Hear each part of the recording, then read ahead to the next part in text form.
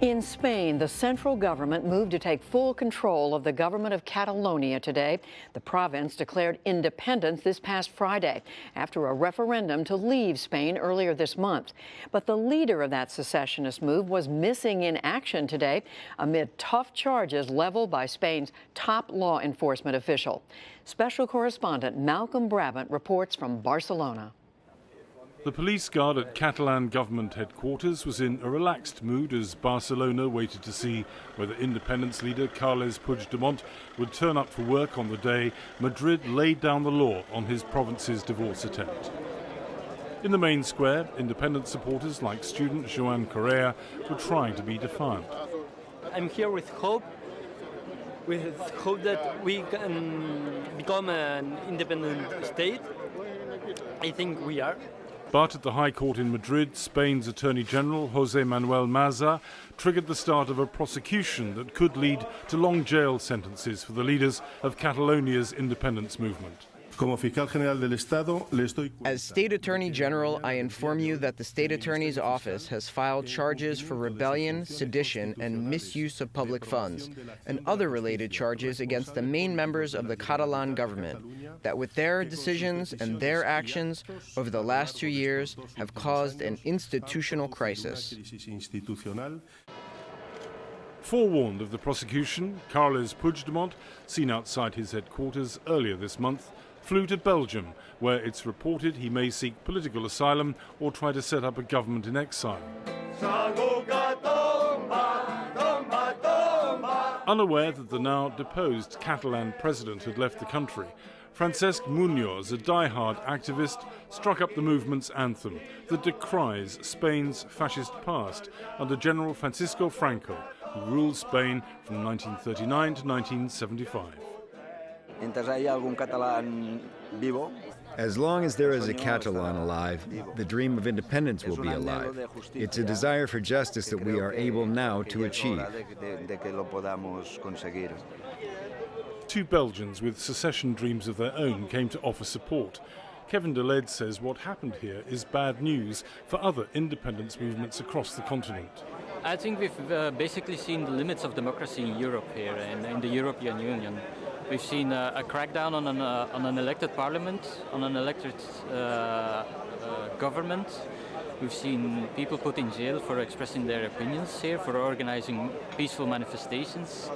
For Europe. Only a handful of people in favour of union with Spain ventured into the square outside the government headquarters. Spain for Europe. But yesterday, hundreds of thousands of Catalans opposed to independence occupied the streets, calling for the imprisonment of the province's leader. Long live Spain, they chanted, and long live Catalonia. It's something that is destroying our life and what Barcelona has been always been, which is a city of open to the world. We don't want to be forced to live in a new country, bankrupt and destroyed and only thinking about the people who want to become independent, who want to be part of the world. I'm Spanish and I don't want anyone to tell me that I'm not, that because I've been born in Catalonia, I shouldn't be Spanish anymore. And then intellectually, it doesn't make sense. We're living in a world where we're destroying frontiers, we're going one, and now someone wants to build up barriers. It makes no sense. We are much better together, we are stronger. Spain is a country with more than 500 years of history. So which is the issue? Why they should get independent after so many years together? These protesters yelled their support of the constitution, which permits Spain's central government to take control of Catalonia. The mayor of Barcelona has criticised the unilateral declaration of independence. She says it's been conducted with what she calls kamikaze haste. And the reason she says that is she believes that the numbers just don't stack up. If you look at the referendum that was conducted on October the 1st, 90% of people may have voted in favour of independence, but only 43% of the population participated. And there are some political analysts here who believe that the number of people in favour of independence in Catalonia is as low as 30%. I wake up today saying, hey, we are part of an independent country. I didn't vote for that. When we voted, for that, this is unbelievable. Today's legal moves have done nothing to bridge the gap between the two sides in Spain's worst political crisis in 4 decades.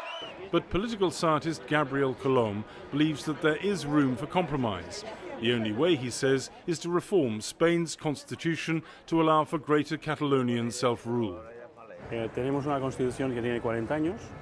We have a constitution that is 40 years old. It is a constitution that was written when Spain was still under Franco's influence. If pro-independence Catalans would participate in these reforms, they would feel good and consider that this constitution and country is theirs, which is not the case at the moment.